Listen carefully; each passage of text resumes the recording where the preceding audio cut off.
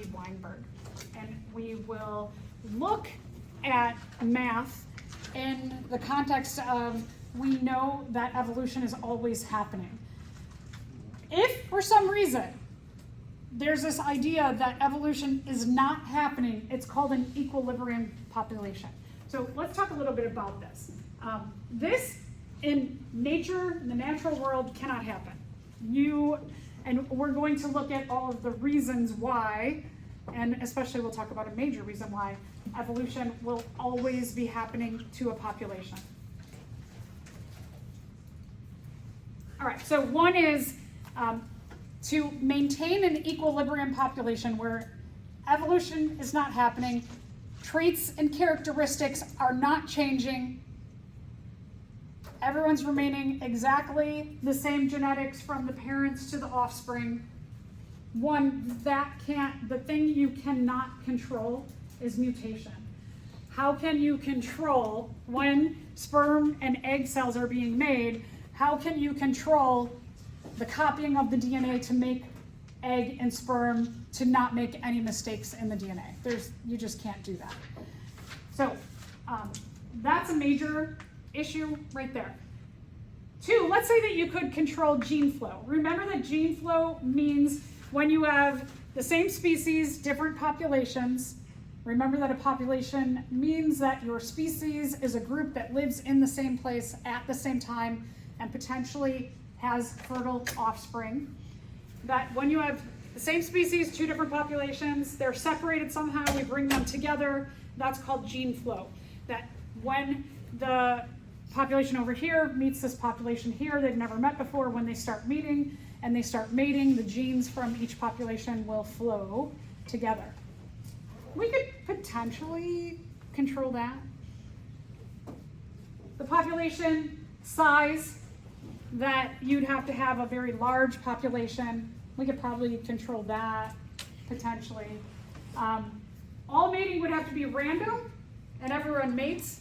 And we've talked a lot about sexual selection in evolution, that females are likely going to look at mates and go, well, they've got the best traits or characteristics that give an advantage given the current climate or the natural area that we live in, so I'm going to choose to mate with them.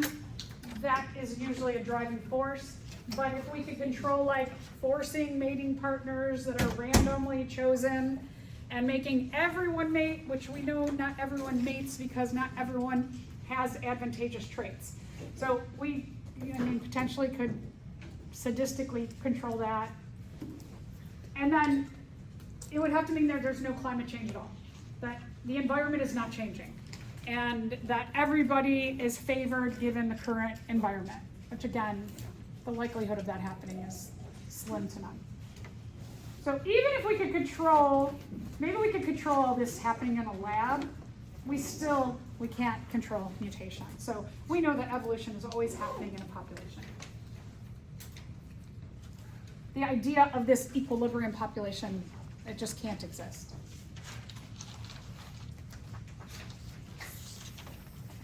So let's talk about how we can track evolution in means other than looking at traits or characteristics. We're going to look at genes. So we're going to go down to the molecular level. One of the ways that's really easy to do Hardy-Weinberg, tracking percentages of alleles over time, and then coming back and tracking them again and seeing where there are changes, is to use the form of inheritance called complete dominance. Complete dominance, very simple, one of the simplest kinds of inheritance, says that there are two major traits, a dominant trait and a recessive trait, and that the dominant trait is controlled by a dominant gene or allele being present in the two alleles for that trait. Remember that we have two alleles for a trait because you get one allele from biological mom, one allele from biological dad. So to have or express the dominant trait, you have to have at least one dominant allele. Your possibilities are you could have two dominant alleles, one from each parent. You could have one dominant allele that masks a recessive allele. Or you could have two recessive alleles and then you are an individual who shows the recessive trait. So those are the principles of complete dominance. We're going to take a look at that, and this was proposed by two mathematicians, Hardy and Weinberg, and they came up with two equations to show how to track evolution and changes of allele frequency or percentage over time.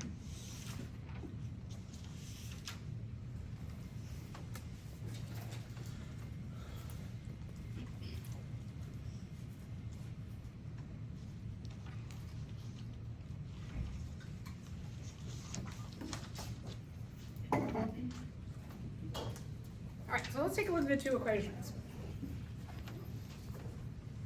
The first equation is p squared plus 2pq plus q squared equals 1. And the other equation is p plus q equals 1. We are going to use Punnett squares to figure out allele frequencies as well as trait frequencies using Hardy-Weinberg.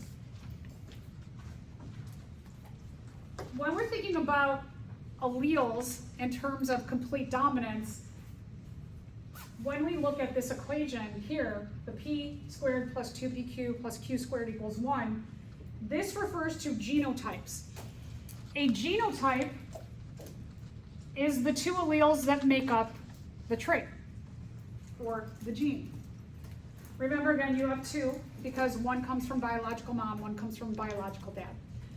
So our possibilities of our genotypes when we're looking at complete dominance are two big T's, a big T and a little t, and little t, little t. So this equation refers to our genotypes. This equation, what we are referencing is we're referencing the individual alleles. We have the dominant allele, or the recessive allele. That was that phone. I was like, where's my phone? It's over there. Oh. Okay, got all messed up. Sorry. This equation is referencing the alleles. The term allele means an alternate form of a gene. Our alternate forms of our genes are dominant or recessive. All right, so let's go through and let's define these, all of the p's, the q's, 2p squared, et cetera, et cetera. All right, so let's start with p squared. So the p squared term refers to an individual who is homozygous dominant.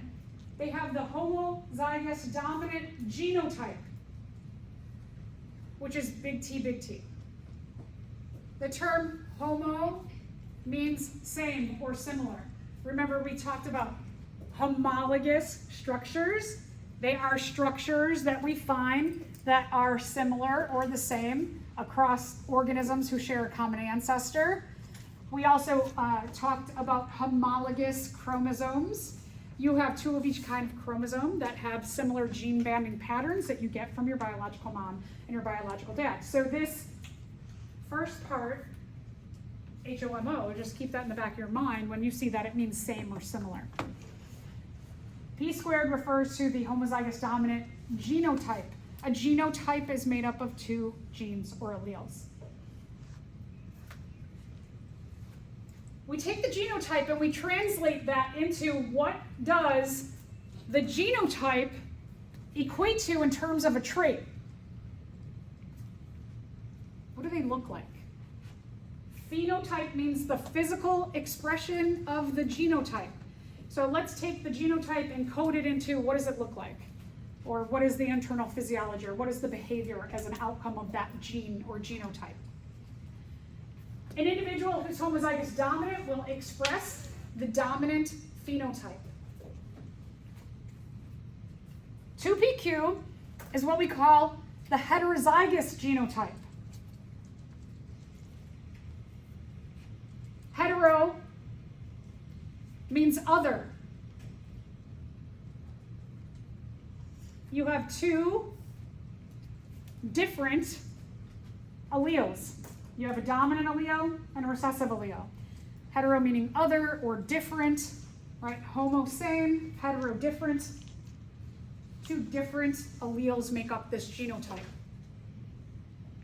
When we're talking about complete dominance, what that means is that a person who has the heterozygous genotype, because you have a dominant allele, the principle says in complete dominance that it masks the presence of the recessive allele. So the recessive allele is still there, but it's masked. A person who is homozygous dominant, big T, will have the same phenotype or expression of the genotype as someone who is heterozygous. So both of these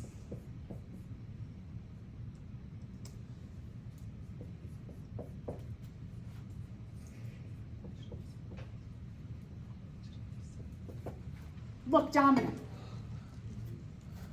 Complete dominance does not say that this one will have a blend of dominant and recessive. That's a different kind of inheritance. Complete dominance says as long as you got one of these, you will look dominant.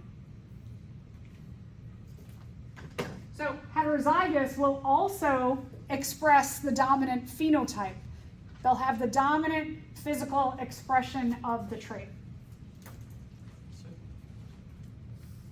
So is there ever like a case where you could have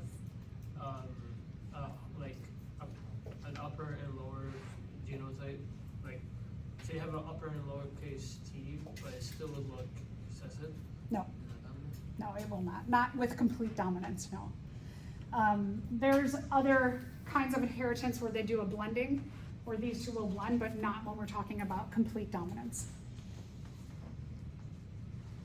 And then Q squared is the homozygous. There's that HOMO again, which means same, but we are referring to two of the same recessive alleles. The little t, two recessive alleles.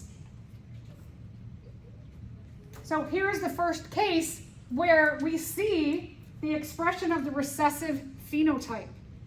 They are going to show the recessive phenotype. That's the only way you can see the recessive phenotype, is to have two recessive alleles when we're talking about complete dominance.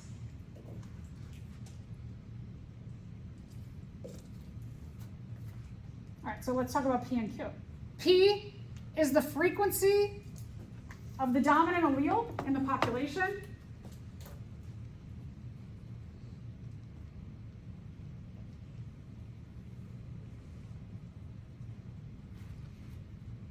P refers to the dominant allele being capital T in this case. When we say frequency, we mean percentage. What is the percentage of that dominant allele in the population? So remember, when we're talking about frequencies, whether we're talking about like science or math, which go often together, and they will today, is that frequency means the percentage. Q is the frequency or percentage of the recessive allele, little t, in the population.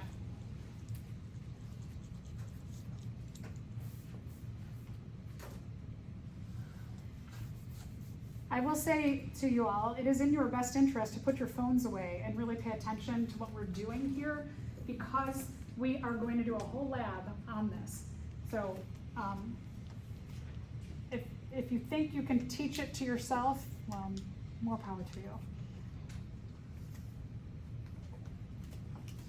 One of the ways that we use Hardy-Weinberg is that what scientists would do is they would take the percentage, they'd look at a percentage of the P squared, 2PQ, Q squared, the P's and Q's, they'd look at them at like, let's say, if we had data from the 1800s, and then look at them again today for maybe we're talking about a population of mice, and then we compare, what are all the percentages of all of these different numbers? Did they change? Did they not change? How much did they change? And then you could start to research why did they change and looking at the environment and shifts in that. So this is a pretty useful tool. The tool's a lot harder to use for populations that have very long-lived species like humans, for example, because we have long generation times. But this is super useful for species that have short generation times like prokaryotes, like bacteria, for example. That if we wanted to see like what are the percentages of E. coli, like what we did in lab, that have antibiotic resistance today, and then we come back a year from now, and we have 1,000 generations in a year, for example, I'm just making this up, we can see, well, what percentage? of E. coli have antibiotic resistance to a certain antibiotic. So it's very useful in short generation times, which some of you may end up using this kind of data. Okay, so let's go through an example. You will absolutely, most definitely, for sure, have a simple Hardy-Weinberg on your evolution exam. You will have 8 questions about a Hardy-Weinberg, and it will be simple like this example. You absolutely, positively, 100% need to know how to do this. So make sure, again, you're checking in right now. For lab, make sure you know what you're doing and you're not just getting the information from a lab partner who's like, yeah, these are the numbers. Make sure you understand it. I have on Canvas practice problems as well. So I have a lot of support for you to do practice with this. So check in, make sure you check your brains in. Okay, so the easiest entry point into doing a Hardy-Weinberg is to start with the percent of individuals who show the recessive trait. The reason being is, if I gave you now, so let me talk about, so someone who has a recessive phenotype, if I say 60% of the population shows the recessive phenotype, do I know what their absolute genotype is? Genotype. Oh yeah, right? If you have the recessive phenotype, you have to be little t, little t. If I said that 84% of the population shows the dominant trait or dominant phenotype, of that 84%, can you tell me what percent are homozygous dominant and heterozygous? No, you know that those two make up that 84%, but you don't know what percents make up that. So easiest way is to start with the recessive phenotype. So in this example, if I had said 84% of the population shows the dominant phenotype, what you would do is you would take 100% minus that 84% and come up with 16% do show the recessive phenotype then. So we're going to start there. Do you have any questions as we go through this? Let me know. So we are going to make a Punnett square. For our Punnett square, we're going to put certain information in specific places. So that when we look at the inside of our Punnett square,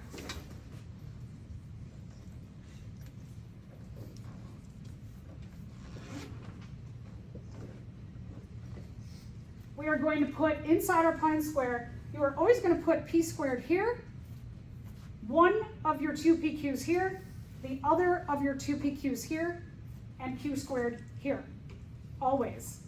So what that means is,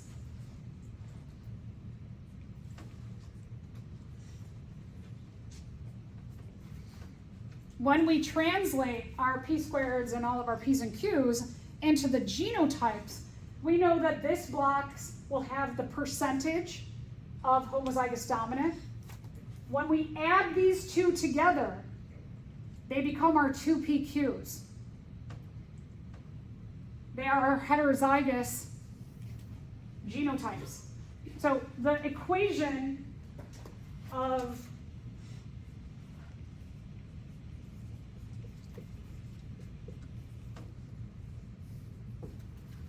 p squared plus 2pq plus q squared equals 1. When we're talking about these 2 PQs, what we mean is we're adding this and this together. So a lot of times students are like, this is 2 PQ. No, these added together are 2 PQ. On the outside, what we are going to have is P and P here. Remember that P is your dominant allele.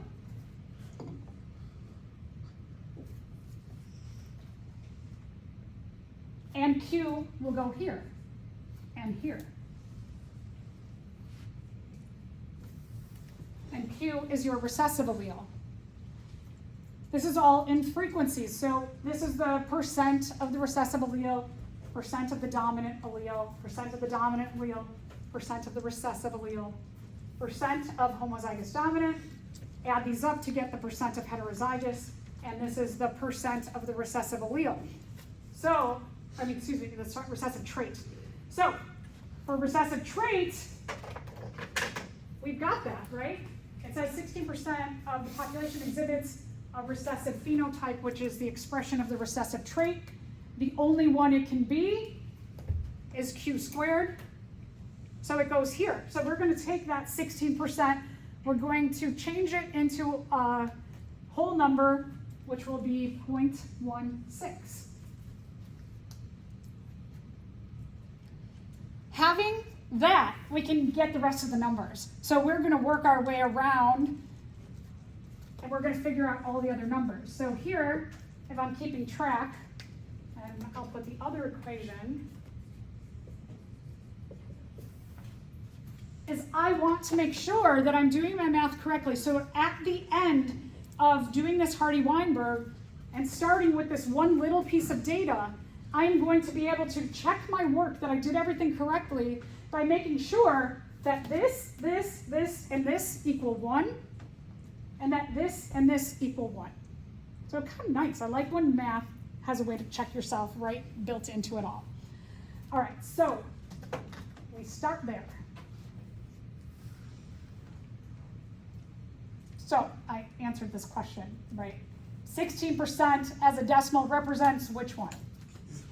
Right, good. It represents Q squared.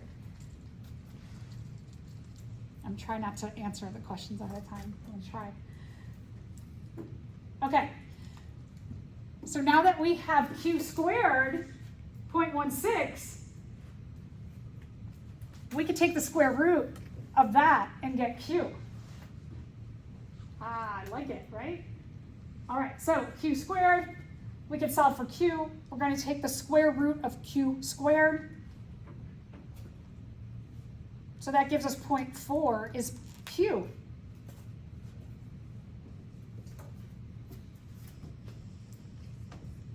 So we can fill in here, Q, and here, Q, and then we could fill in here, Q.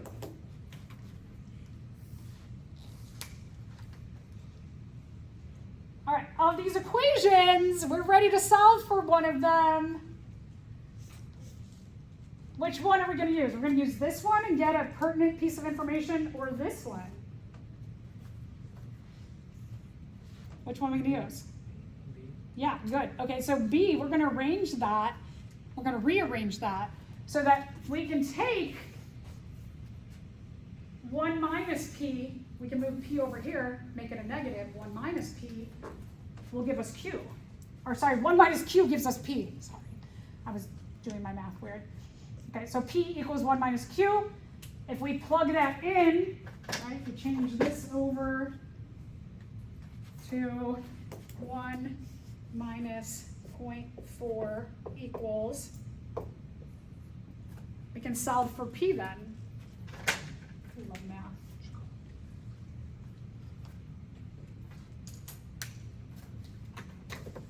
All right, so P is 0.6. So now we can go here, go 0.6 and 0.6.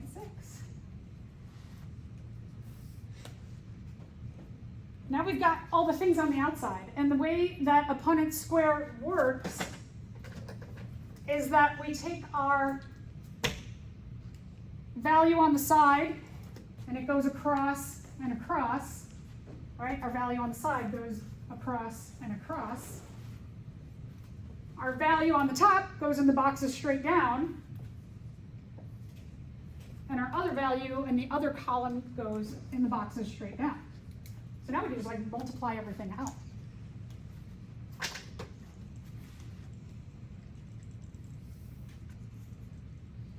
So now let's start here at the top. Let's go and figure out P squared. P squared, we take 0.6 times 0.6. Got that? 0.6 times 0.6.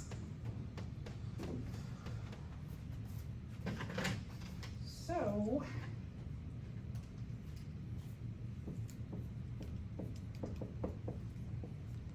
.6 times 0.6 gives us 0.36.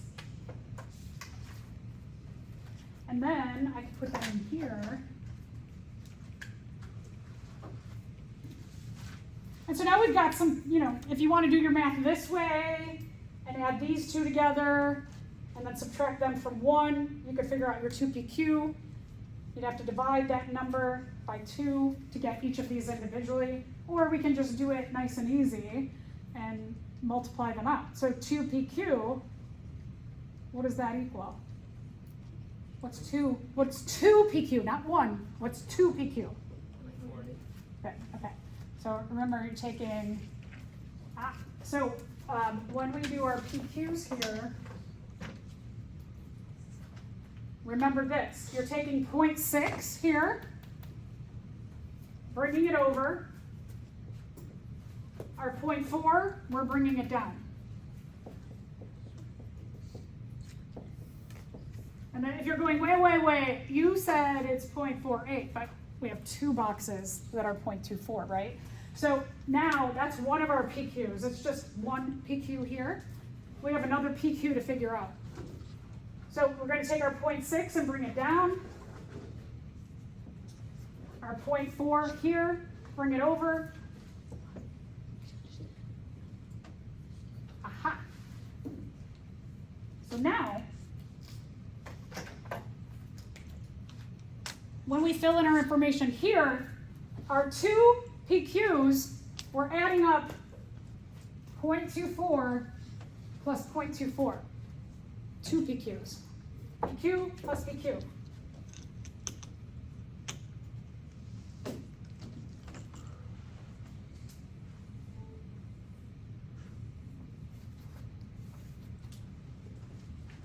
Now, so there you go. So 2PQ. Again, you can do it a variety of ways. You've got P and Q here. You could have just taken 2 times 0.6 times 0.4 equals 0.48. Or you could have done it this way and went 0.4 times 0.6, 0.4 times 0.6, 0.24 plus 0.24. So there's a couple ways you can figure that out. I do see that either way, either method shows that 2PQ is 0.48. All right, this is so great, because now we can check our work. What are they going to add up to? 1. Each equation, good. So each equation is going to add up to 1. Now, I planned this out to start with 0.16, which made this equal a perfect 1. But when we do our data collection in lab today, likely it's not going to come out to perfectly 1. So one of the things to know is that you might get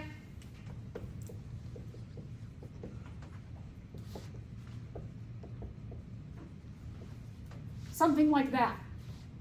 That when you add them up, if we work to like 10 decimal places, we'd get pretty close to 1. But we're going to work with 3 decimal places. So what if you like with working with 3 decimal places, you might only get to 0.98. And you go, boy, that's not 1. It's close. So if you're somewhere on the 0.97, 0.98, that's fine. Or if you're something like that, you're a little bit over 1, but not much. It's just a rounding error for us. So just know that might not be perfect, everything that we do in lab today, but our P and our Q and our P squared 2PQ plus Q squared, they should be close to 1, like very, very, very close. If you end up like 1.2, then no way, that's way too far. Even 1.1, you're way too far off, okay?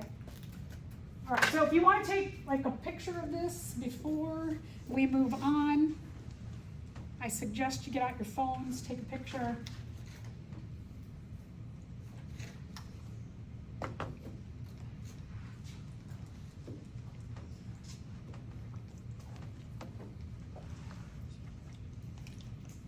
So just to reiterate that we can use these equations when we're talking about complete dominance traits to look at the percentage or allele frequency now.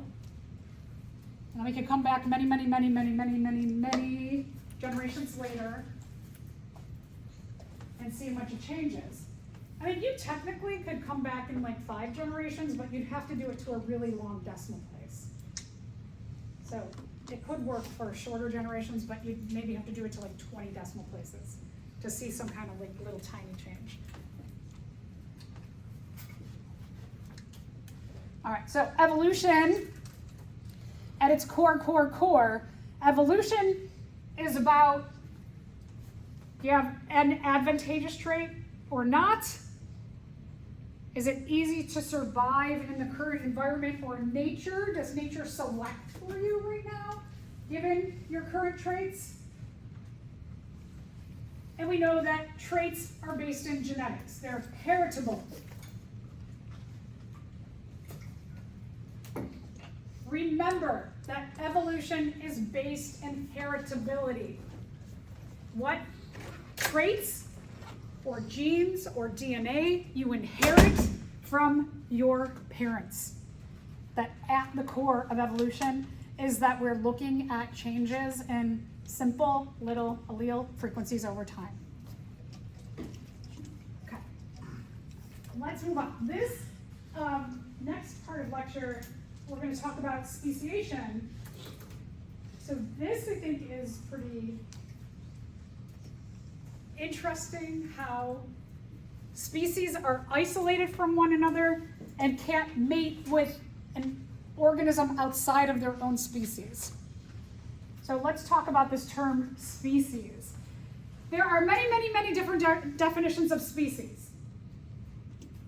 One is this one: a population of reproductively isolated organisms. So then you have to go back and know that a population are members of the same species that live in the same place at the same time and can have fertile offspring. So in the definition of population is the definition of species. A big part of that is that you are alike, you live in the same place, and you can have offspring who can keep your population going in the future. They are fertile.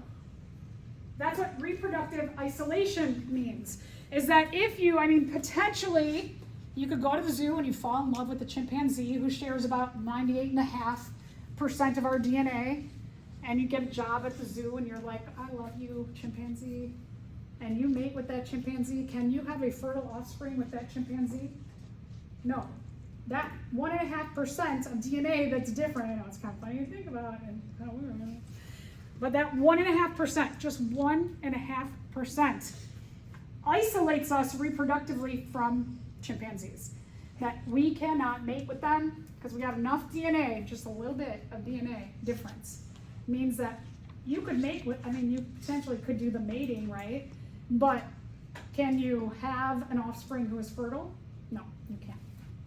So we're going to take a look at different kinds of reproductive isolation today. Some of them are just like very obvious, and some of them get really technical.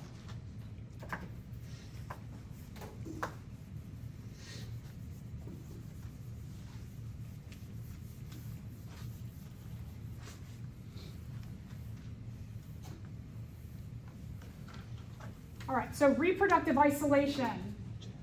We have mechanisms, different levels of reproductive isolation. It means you can only mate with members of your own group. That's it. You can't mate with members of different species. I should say you can't mate successfully, and when I say successful reproduction, I mean you have the act of sex, you have offspring, and the offspring are fertile and can have the same kind of offspring. So let's take a look at, we're going to look at before the act of mating occurs, what kind of things happen to prevent sex from happening, and then we'll look at what if sex does happen? What are some things that go wrong so that you can tell these two are not the same species because they do not have fertile offspring. So we're going to look at both sides.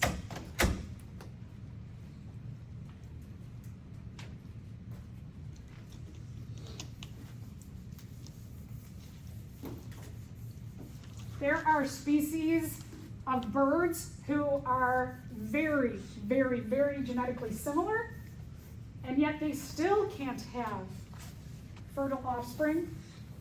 One of the things about evolution is that, there's the whole survival aspect that drives allele frequencies and percentages of traits, because you're favored or you have an advantage in having that trait.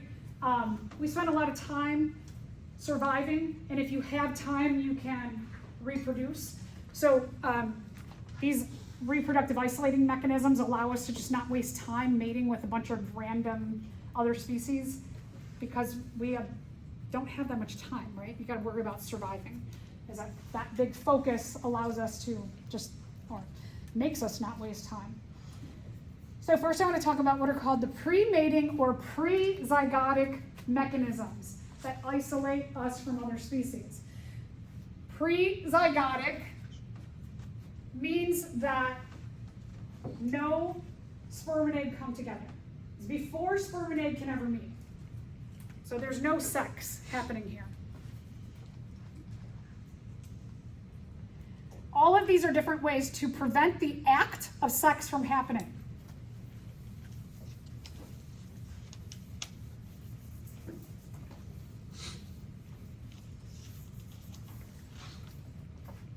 All right, so we're going to start with geographical isolation. Geographical means geography. Think a little bit because there will be questions that will have scenarios, and then you'll have to pick from the list. Which one of these is it? So I'll give you a scenario, and then you'll say, oh, that's temporal isolation, or that's geographical. So try and remember what these parts mean. If you're like, oh my God, that's so many definitions to remember, just remember what does geographical refer to? Where you specifically live is your geography. So geographical isolation is very simple. You don't live in the same place.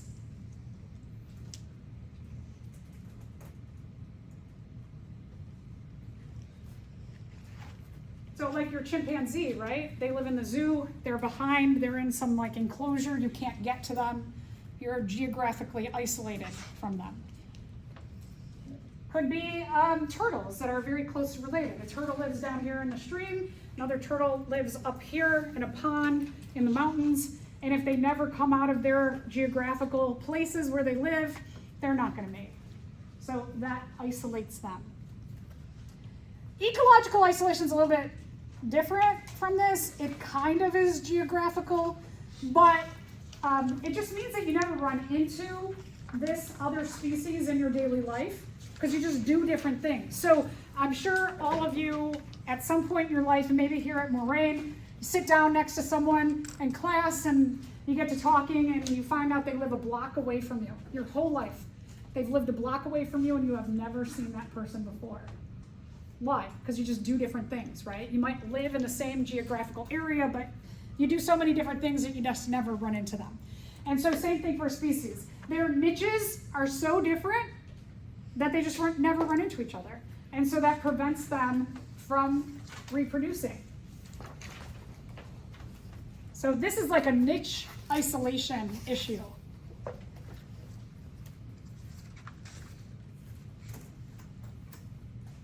Right, remember that you can have, even amongst the same species, like my example of talking to another person, we're the same species, but we reduce our competition as a species by doing different things, even though our niches should be very similar. We can still reduce that competition amongst the same species. When you use that example of birds, niches and all that unit, does that play into this? Yes, absolutely. Right, there's a lot of overlap in these things. So that when you live in the same place, and you should technically have all the same parts of your niche likely to be the same, everybody varies.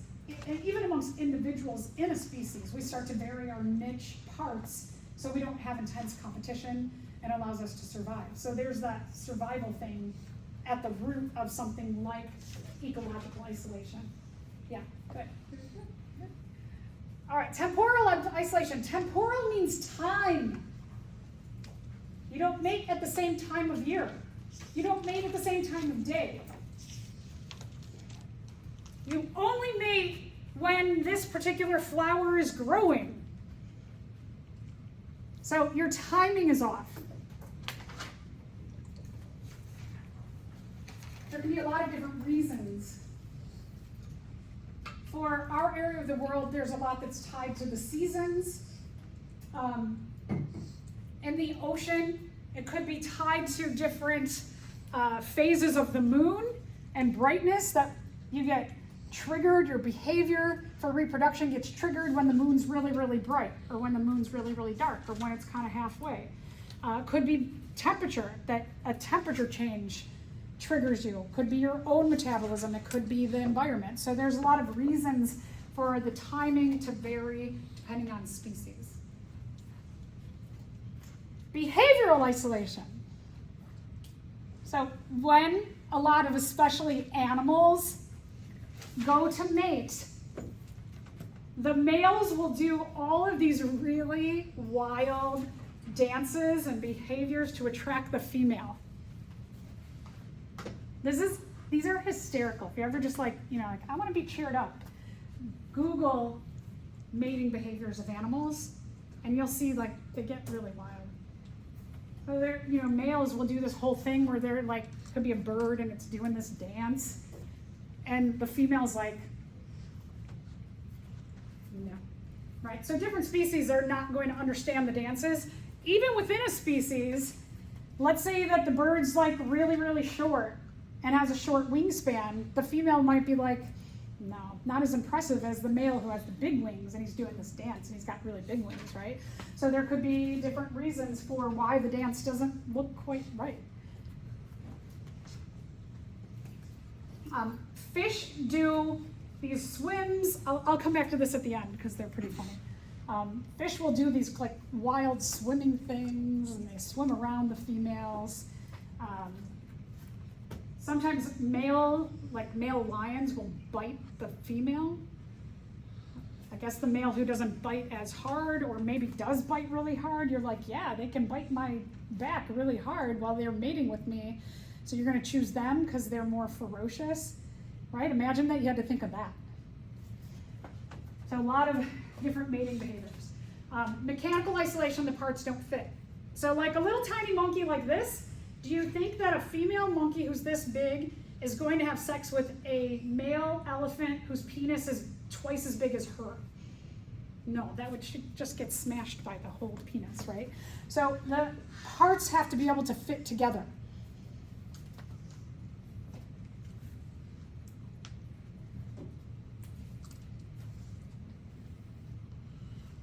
So these are all reasons that mating would not occur. Lots of different levels to prevent a sperm and an egg coming together to make a zygote.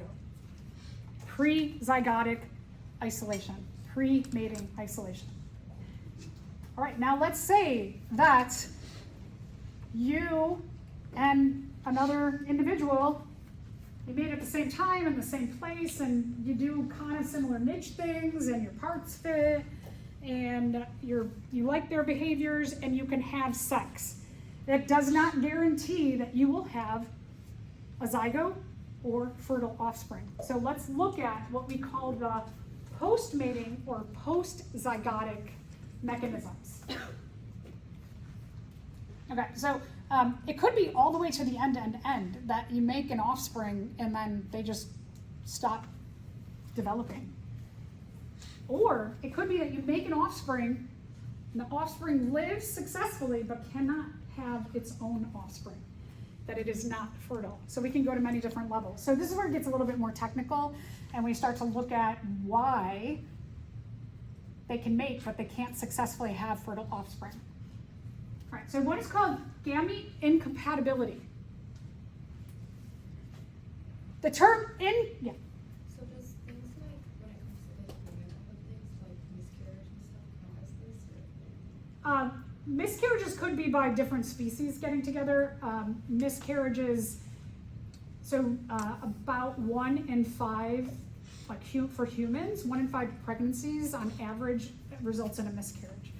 And it could be for a great many variety of reasons. A lot of it's genetically based, that either the egg or the sperm might have too much DNA or not enough DNA, or might be carrying like a certain trait that doesn't allow the zygote to continue to develop. So it's like miscarriage is super common, super duper duper common. We just unfortunately don't talk about it as a species, that it's it's really, and why? Because it's a woman issue. We don't talk about those things as much, right? Okay, so good, very good question. Gamete incompatibility, the gametes, when we're talking about gametes, we mean sperm and egg. We mean the sex cells, sperm and egg. Incompatibility means they don't go together, right? So here at the core of this, the sperm and egg, if you're different species, they don't go together. And there's a number of reasons why, and so I want to talk about both of those reasons. So one,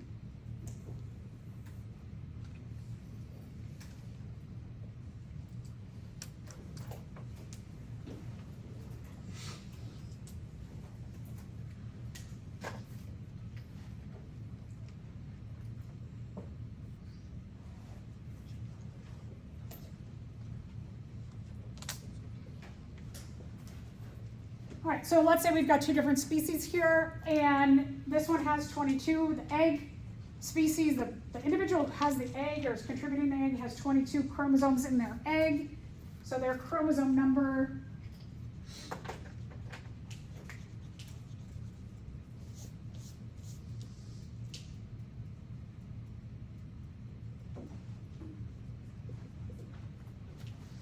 you double this. The species chromosome number would be 44, because when you get 22 from the sperm, 22 from the egg, they make 44. So that's ideal. The chromosome number for the species here is 42.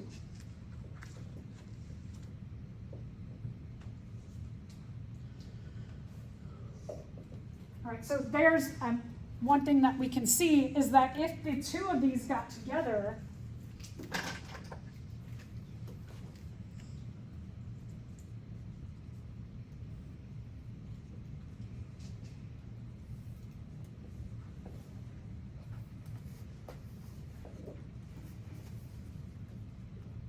so we could call this like a hybrid, a new hybrid species, that this new hybrid species has 43 chromosomes. Here's the thing about DNA is that, I mean, maybe if you're looking at this one and you're like, well, they only have 42 as their chromosome number as a species. If you get an extra chromosome, that's great, but that's not always great. There are many disorders that are caused by the production of too much protein, fats, other things in our body. By having an extra chromosome or an extra piece of a chromosome or even an extra piece of some DNA can cause major problems. So the thing about like inheritance is that at a base, like this one, it wants to mate with a 22 also to get 44, but even if you have 44 chromosomes, doesn't mean that they're all really good ones? No, not necessarily. So you want not only the right amount of DNA, which this is not, but you also want the right kind of DNA as well. And so if you have too much or too little, like that would be too much, they would have too little, they would have too much, not a good thing. DNA, you want the right amount, you want the right kind and the right amount in a species. So a couple things that can happen. One is before they even get to a point of combining together,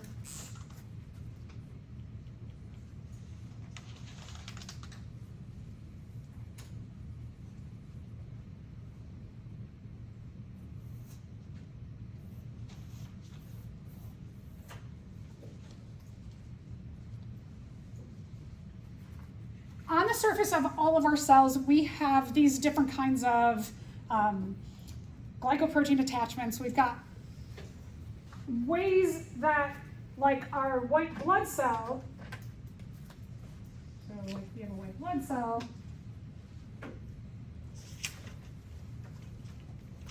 and its species marker, what white blood cells do is they float around in our blood, and they go up to like cells, or they go up to cells, they just like kind of go up and they go like plug in, yep, you fit. Plug in, you fit, right? So they're looking at the species marker and they're seeing it, does it fit with my species marker? And we could go like, yes, yes.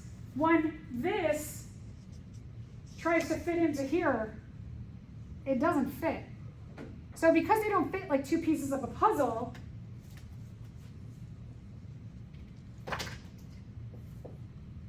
the sperm will go, oh wait, or the egg could be vice versa. When they try and plug in together at their species markers, I could be like, no, we don't fit, and they don't even try.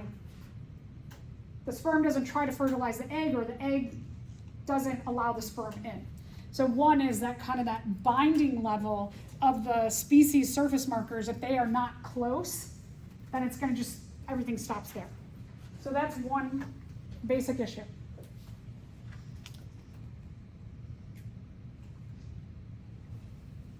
Okay, so the other basic issue is that, again, they could make too much or too little DNA and not the right kind, and it just doesn't start to, the zygote doesn't start to replicate. It just is like, it poops out.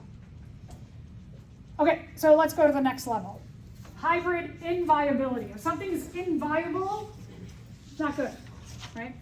So this is a very negative thing. It means the hybrid that's formed, when you take a species and another species and you combine them together, you make a hybrid of those two species. You're branching them together. That's what a hybrid is. Hybrid inviability.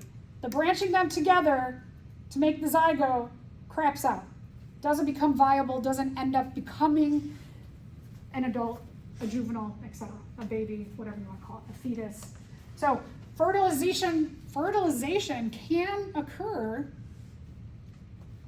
but the hybrid doesn't go very far, doesn't survive.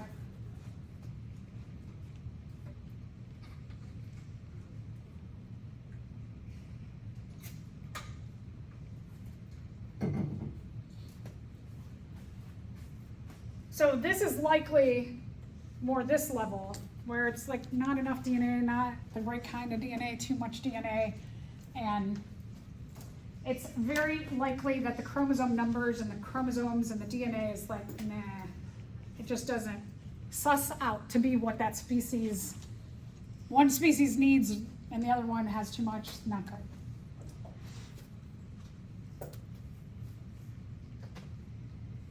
There are species of frogs that can get all the way to a point where the fetus grows and then the offspring live for a few days to a few weeks and then they die. And they don't know why they get that far and then die off. So this is like what you were saying about miscarriage. This is essentially a reason for miscarrying. Is that you do have fertilization and then something with the chromosomes, the genetics, the DNA, could be the environment too, could be the uterus is too acidic, too basic, could be a lot of different reasons. So what if it's like, in a sense, like purposely induced because somebody was like a drinker or a smoker or something? Yeah, and that has an effect in a different way. That, like if you have a few drinks and you start to feel drunk, the cells that are replicating and cleaving in your body to make that bundled up organism, the alcohol, for example, is just total poison to them. Yeah. Like a hangover is the result of drinking and you feel awful, and that's like a super duper duper duper negative effect on a fetus. All right, and then there's hybrid infertility. So we get to a point where all of this is good enough, and you do have offspring, and they live successfully. They can live an entire successful life. But the hybrid, the combination of the two, it's not fertile. It's infertile. So that can happen. That the DNA is good enough on both ends, but it messes up the reproductive system.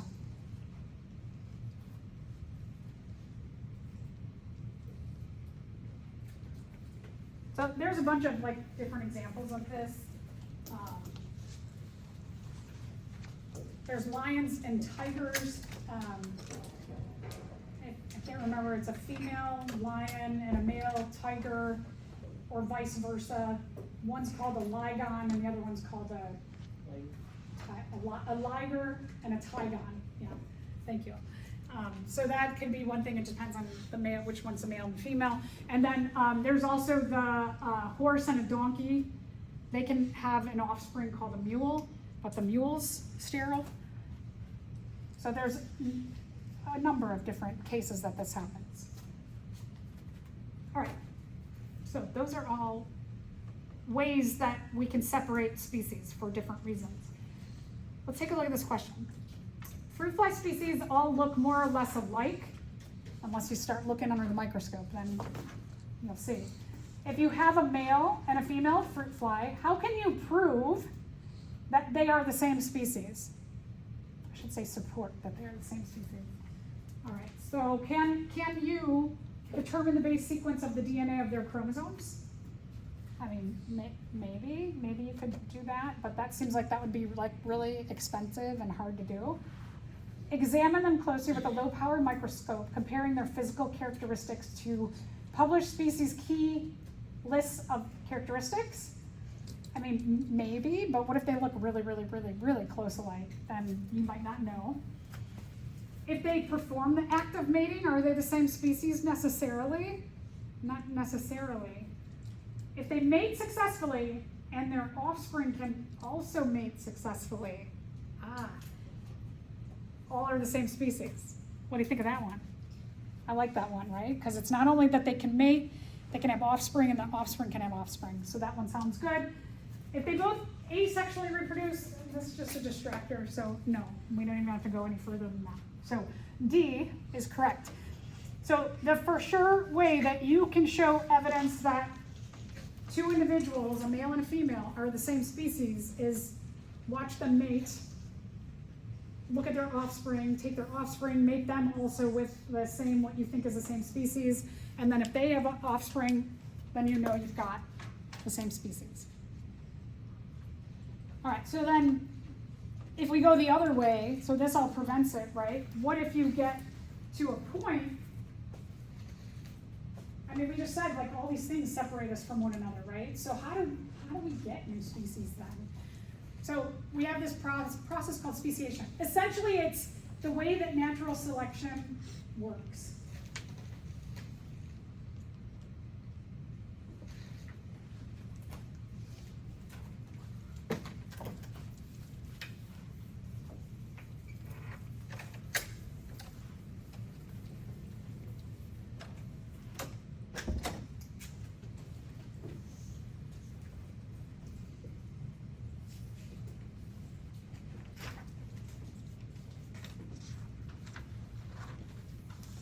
So remember back when we talked about homologous structures, we said that vertebrates, if we look at their forearm structure, they have a humerus, a radius, and an ulna. They have carpals, metacarpals, and phalanges. That we know that all vertebrates, because of these homologous structures, have some kind of common ancestor. And when everybody lived in that same area, likely what's going to happen is that they start to reproduce, and they start to show good biotic potential. But we know that eventually start to run out of space and competition gets high for mates and food. You start to get sicknesses and diseases, a lot more waste. Predators can recognize you more. And we know that all of that is environmental resistance kicks in. So when environmental resistance kicks in, members of this group start to leave and go into other areas. And so some might hang out in a grassy area. Some might find they've got good claws for climbing, so they go up in the trees. And then some might go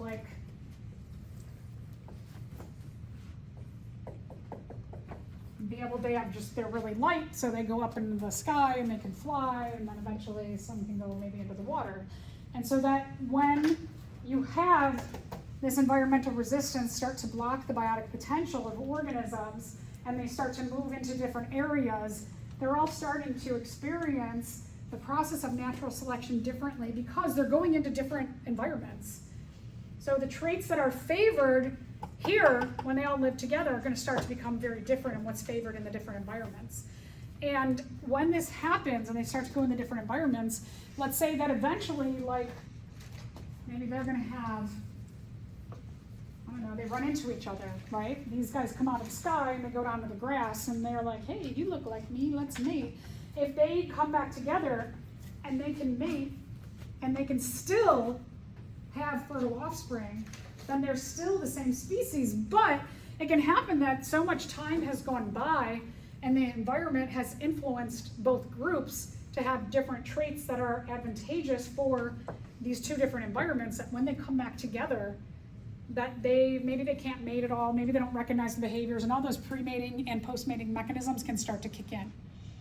And so that we might find that given just this idea of environmental resistance stopping biotic potential and organisms going away from the major group can influence what we call speciation.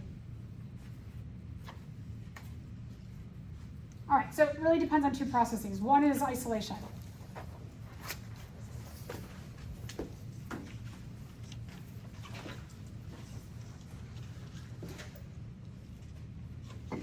Okay, isolation means that, like what I showed you on the board, somehow they're in different environments.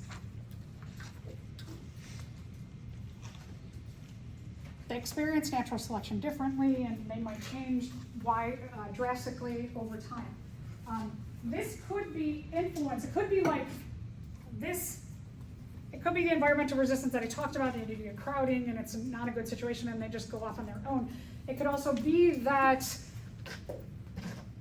let's say that there's a big flood, and a huge river separates them into two big groups. So it could be also something that's like geographical. It could be the environment, that there's a really big bad thing that happens.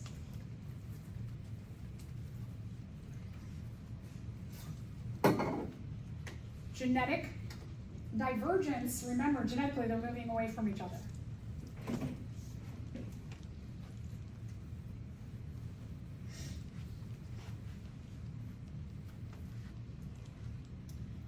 So let's take a look at the specific reasons for this diverging or changing. What's favored and what's not favored in different areas based on experiencing the process of natural selection in the different areas. So we can name kind of like these two issues here. One is allopatric speciation. Allopatric speciation is like this, where there's like a river that comes and it separates the two of you.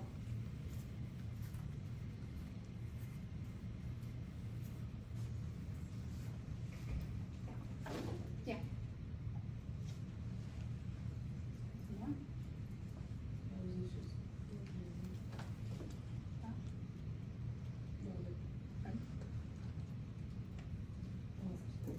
Okay, so allopatric speciation, there's a barrier: water, river, mountain, tornado, hurricane. Humans come in and they build houses. So there can be tons and tons of reasons geographically why you're separated.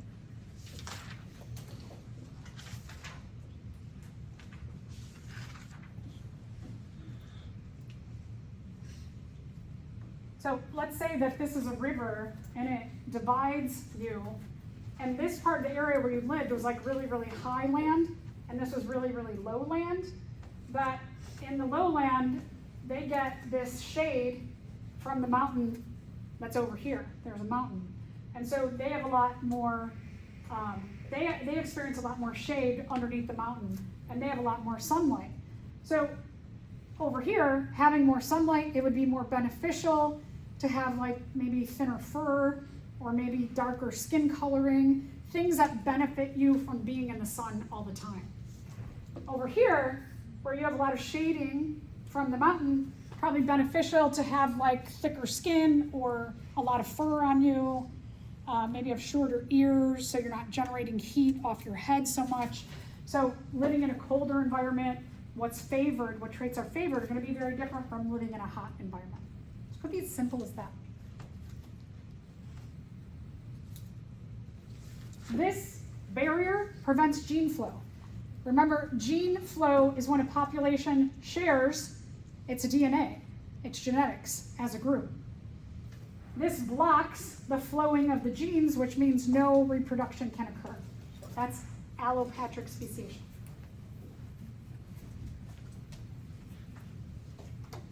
And so big idea, different environment. Does anybody need that?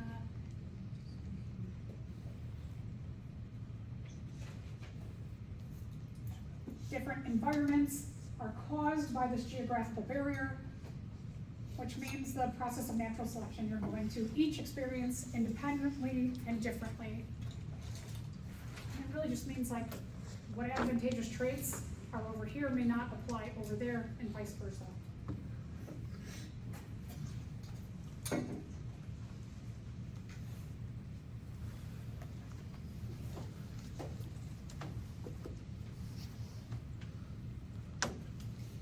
Over time, if, let's say this river dries up and they come back together and they try and reproduce, because they're like, well, we still look kind of similar. We kind of get out most of the pre-mating mechanisms. They could find out, are we still the same species or not, by reproducing and seeing if they have fertile offspring.